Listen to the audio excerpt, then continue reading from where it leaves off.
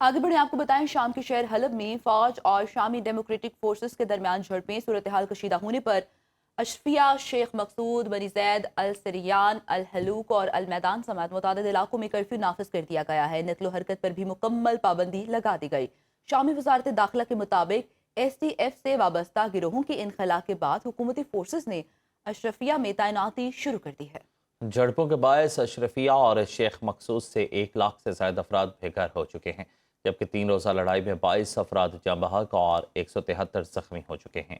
فریقین نے ایک دوسرے پر شہری علاقوں میں گولہ باری کے الزامات عائد کیے ہیں۔ وینزویلا میں فوجی اقدامات کے خلاف قرارداد امریکی سینٹ میں بحث کے لیے منظور کر لی گئی۔ صدر ٹرمپ کو وینزویلا میں مزید فوجی کارروائی کے لیے کانگریس سے منظوری درکار ہوگی۔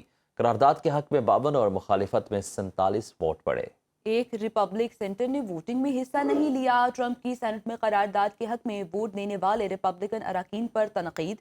کہا قرارداد کے حق میں ووٹ دینے والوں کو دوبارہ منتخب نہیں ہونا چاہیے۔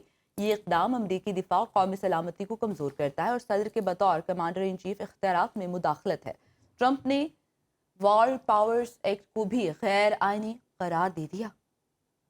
امریکہ میں پاکستانی سفیر رضوان سعید شیخ کی chairman armed services committee mic Roger سے ملاقات۔ پاک امریکہ تعلقات اور دو طرفہ تعاون پر تبادلہ خیال کیا۔ ملاقات میں دو طرفہ مفادات کے حوالے سے ادارہ جاتی مکالمہ جلد شروع کرنے پر اتفاق۔ رضوان سعید شیخ نے کہا کہ 2025 پاک امریکہ تعلقات کے لیے کامیاب رہا اور 2026 میں تعاون مزید وسعت اختیار کرے گا۔ انہوں نے بھارت کے جارحانہ رویے کو علاقائی سلامتی کے لیے سنگین خطرہ قرار دیا اور کہا کہ جوہری صلاحیت کی حامل دو ریاستوں میں جدید ٹیکنالوجی اور براہموس میزائل جیسے ہتھیاروں کا استعمال تشویشناک ہے۔ سفیر نے مسئلہ کشمیر کو حل طلب نقطہ قرار دیتے ہوئے پائیدار علاقائی امن کے لیے امریکہ کی مسلسل شمولیت پر زور دیا۔ انہوں نے دہشت گردی سے متعلق کہا کہ اس کے تانے بانے افغانستان سے جڑے ہیں اور وہاں چھوڑا گیا جدید اسلحہ پاکستان کی سلامتی کے لیے خطرہ بن رہا ہے۔ یوکرین کے صدر زیلنسکی کا کہنا ہے کہ امریکہ کے ساتھ سیکیورٹی معاہدہ اعلیٰ سطح پر دستخط کے لیے تیار ہیں۔ امریکہ اور یورپ کے درمیان یوکرین کی بحالی اور معاشی تعاون پر سہ فریقی فارمیٹ میں بات چیت ہوئی ہے۔ صدر زیلنسکی نے کہا کہ اب روس کی جانب سے امریکی ٹیم کو واضح جواب ملنا چاہیے کہ وہ جنگ کے خاتمے کے لیے تیار ہے یا نہیں۔ انہوں نے زور دیا کہ روس پر دباؤ ڈالنا ضروری ہے کیونکہ وہ سرد موسم کا فائدہ اٹھانا چاہتا ہے۔ ایران میں مہنگائی کے خلاف احتجاج جاری ہے۔ 28 دسمبر سے جاری مظاہروں میں ہلاکتوں کی تعداد 47 ہو گئی۔ ہلاک ہونے والوں میں سیکیورٹی اہلکار بھی شامل ہے۔ ایران میں انٹرنیٹ سروس بند کر دی گئی۔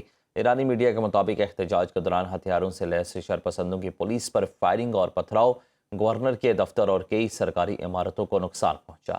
اب تک 2200 سے زائد افراد گرفتار کیے جا چکے ہیں۔ دوسری جانب امریکی صدر نے ایران کو ایک بار پھر وارننگ دے دی ہے۔ کہا مظاہرین کے خلاف کارروائی کی صورت میں سخت جواب دیں گے۔